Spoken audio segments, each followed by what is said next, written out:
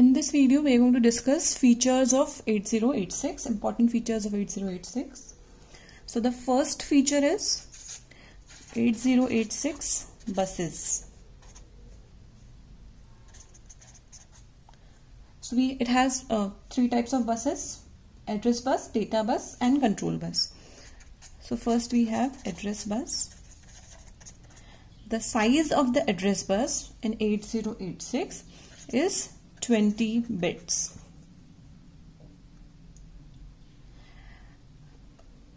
As the size of the address bus is 20 bits, it can access 2 power 20 bytes of memory. 2 power 20, which is 1 MB. So total it has 1 MB memory. How we've got this? So let's say I have 2 bits. So with 2 bits, possible options are 00, 01, 10, 11. So I have 4 combinations. Total 4 combinations I have. So this 4 I can write as 2 power 2. Let's say if I have 3 bits, so possible combinations will be 000, 001, 010 and up to 111. So I have total 8 combinations which I can write as 2 power 3. So with 2 bits I have 2 power 2 combinations. With 3 bits 2 power 3 combinations. So I can say with n bits there will be 2 power n combinations. So similarly with 20 bits there will be 2 power 20 combinations. So address bus is used to carry address, and one address will be of 20 bits. So it can access 2 power 20 such addresses, and at one memory location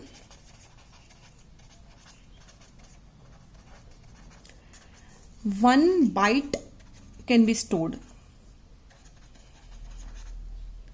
So we have 2 power 20 memory locations because this bus is 20 bits, and each location 1 byte can be stored. So total 2 power 20 bytes can be stored, and 2 power 20 is 1 M as discussed in the previous video, and byte. So we have total 1 MB memory in 8086, and address bus size is 20 bits. Now what will be the address range? See, with 2 bits I have 4 combinations which will be 002, which is starting from 00 and ending at 11. Similarly with 3 bits we have first combination as all zeros and last combination is again all ones. So with 20 bits also I'll have first address as 20 zeros and last address as 20 ones. Now this is in binary, and as we discussed that whatever is here we are going to use hexadecimal number systems. So if I convert this into hexadecimal, I have to take combination of 4 digits, 4 bits in binary, and we have to write 1 digit for every 4 bits. So this will be 00000 H, and last will be FFFFF H. So for address bus, for 8086, memory range is from 00000 H to FFFFF H. Okay, so in the features, first feature is 8086 buses. We have seen address bus. The next is data bus. 8086 data bus is of 16 bits.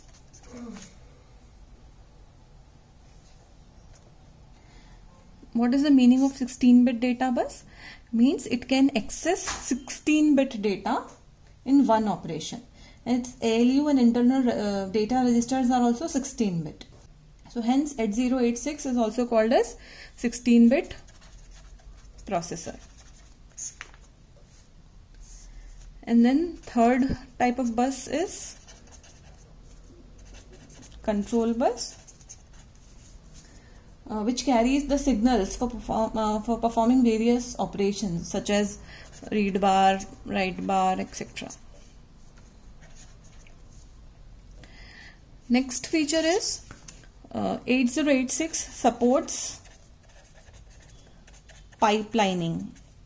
Now what is pipelining? It is the process of fetching the next instruction while the current instruction is getting executed. And the pipelining, it improves the performance of the system. We will discuss what pipelining is in detail in the next video. Now the next feature is 8086 has two operating modes.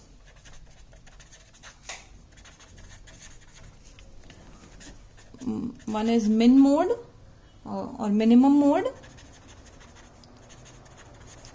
and there is maximum mode.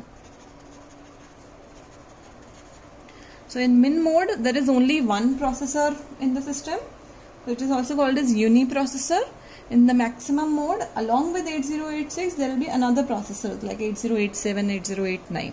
Okay, so it has two operating modes, minimum mode and maximum mode. In the minimum mode there will be only one processor, which is 8086. Maximum mode, along with 8086 there will be other processor also like 8087, 8089. Next feature is 8086 supports 8086 provides memory banks. So what is memory banking? The entire, as we discussed, that it has 1 MB memory. So this 1 MB memory is divided into two banks, so which is 5 and 2 KB each. It is also called as lower bank and higher bank, and even bank or odd bank. What memory banking is, that also we will discuss in detail in the coming videos. The next feature is 8086 supports memory segmentation.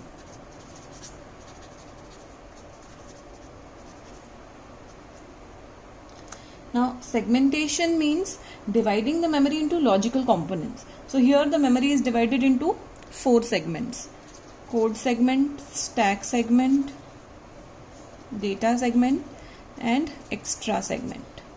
So again, what is memory segmentation, that we will understand in detail.